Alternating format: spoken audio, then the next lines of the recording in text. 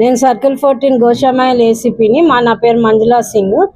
నా ఆధ్వర్యంలోనే వాళ్ళు వచ్చి దౌర్జన్యం చేసి నా సెక్షన్ ఆఫీసర్ని మున్షిని కొట్టిండి. 5 మంది కట్టల మండి నుంచి 5 మంది వచ్చిండ్రు. వాళ్ళు కంప్లైంట్ ఇచ్చిండ్రు, మాట్లాడిండ్రు, వాళ్ళు వెళ్ళిపోతున్నారు. ఈయన లోపలికి వచ్చి మామూలుగా నార్మల్గానే మాట్లాడుతున్నాడు. మాట్లాడుతా మా సెక్షన్ ఆఫీసర్ని పిలువమంటే పిలిచినాము. లోపలికి వచ్చిండు. లోపలికి రాగానే ఆ బల్గార్ లాంగ్వేజ్ మాట్లాడుకుంటా చేతులు లేపిండు. మున్షి దగ్గరికి వెళ్ళిండు.